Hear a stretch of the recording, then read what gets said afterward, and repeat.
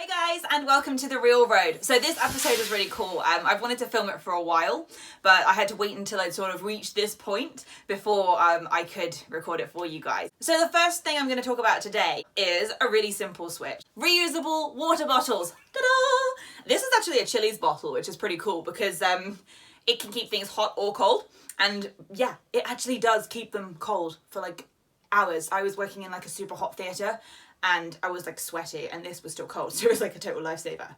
Also, you can still use the old bottles that you have anyway. This one I had from when I was working at the dungeons, which was like 2015, I think. That was a long time ago. But yeah, it's still going strong. Guys, I want to say to you, if you're trying to go plastic free, that doesn't mean chuck out everything you have that's plastic. It means use it until it's completely dead and then buy something sustainable after, like metal or bamboo.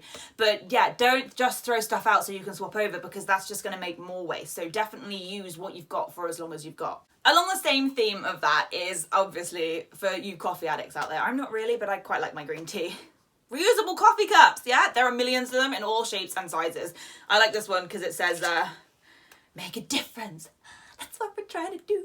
So yeah, that's another really easy swap. Also, there are a lot of shops out there that will actually give you discount for using your own reusable mugs, so you can save tons of money as well. While we're on the subject of food and drink, reusable lunchboxes.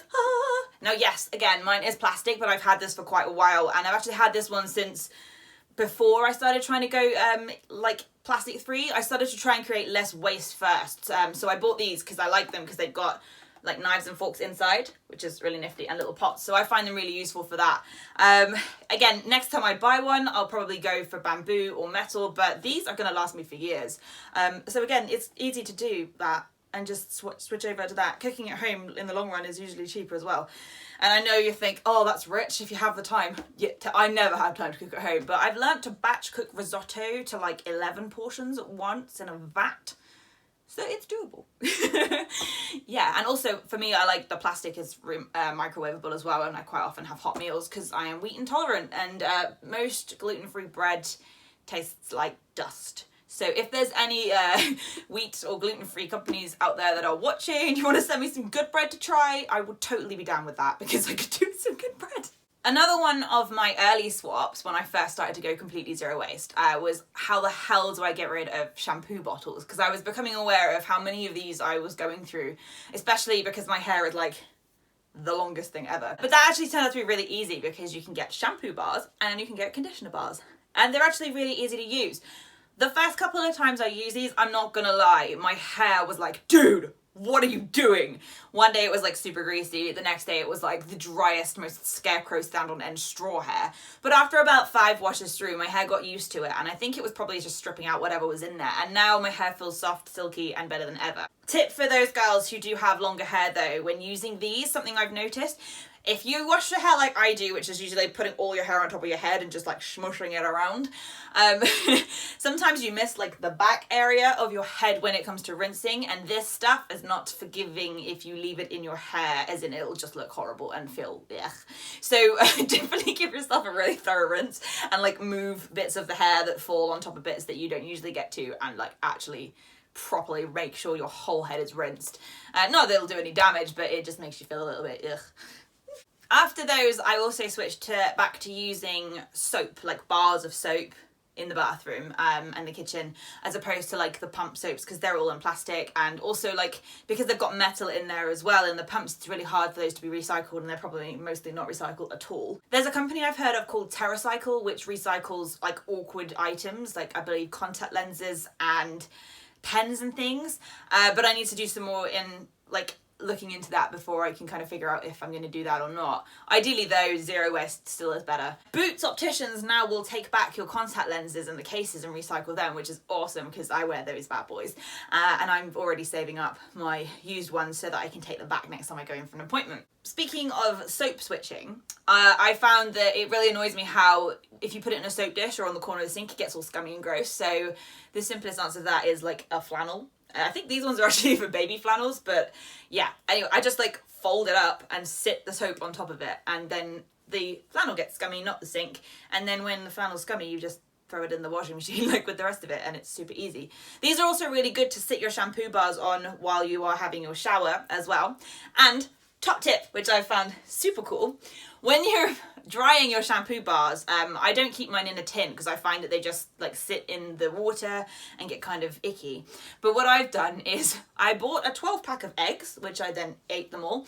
I ripped the lid off and I put the bottom part of the like cardboard egg carton into a drawer, and then I just rest my shampoo bars into them and let them air dry with like the drawer half open, and it's literally the best storage system ever. Super cool. And when I need to go on holiday or travel around for work or anything, then I have to obviously transport all of these bars. So what I do is I throw a couple of the bars, and I also throw a couple of the flannels inside an old Magnum ice cream tub, which I washed and recycled. And yeah, because that's waterproof, it just goes everywhere with me and it's really easy. And finally, my latest swap.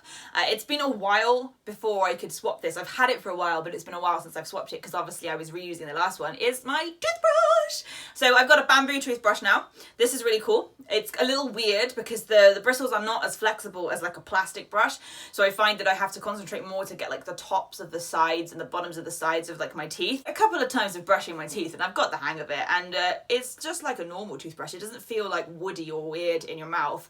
I imagined it might taste like, you know, when you have like those wooden chipsticks in your mouth for too long and it's like wood. But no, it doesn't. They're actually like just like a normal toothbrush, but you know that you're not creating crappy waste and stuff. So yeah, I would recommend them. Some people I know have said that the bristles tend to like crush and squash down quite quickly. I've not been using mine that long, but it doesn't seem to be like squashing at all. So this one is like a medium strength bristle, so maybe I would say look for like a medium or like tough strength bristle on it rather than a soft brush, just so that you don't squash them down if you want to get a little more usage out of your toothbrush. But yeah, that one's a nice easy swap as well. Next, I'm going to be looking into swapping into a different kind of toothpaste, whether that be like a paste, or I've seen these weird ones where they're like tablets that you chew and it turns into a paste and then you brush. But that's something I want to double check with my dentist first, because I want to make sure that it's got all the stuff it needs inside it to actually clean my teeth properly. So yeah, that is what I've been up to over the last like maybe 6 months. Yeah, just kind of doing that. Those are the swaps that I've done so far. If you guys are doing swaps and going like eco-friendly and plastic-free too, I would love to hear what kind of things you've swapped or what you think of any of the products that I've got. If you've got any questions either about like the stuff that I've used, like please just drop them in the comments. I would love to hear from you guys and I'm happy to get back to you. That's all we're gonna do for the Real Road today, guys. So don't forget to hit the little like button. Likey, likey, likey, me likey, likey, likey. Any K-pop fans will get that one. Anyone else probably won't. Yeah, I'll stop now. Anyway, I'm really talking a lot, so I'm gonna go now and cook something so that I don't have to buy more plastic wrapped rubbish. Gosh, I miss Cadbury's. Cadbury's, can you stop wrapping your chocolate in plastic, please? You've literally left me with like no chocolate options of yours, and I used to love you guys. But Toblerone is the one. Anyway,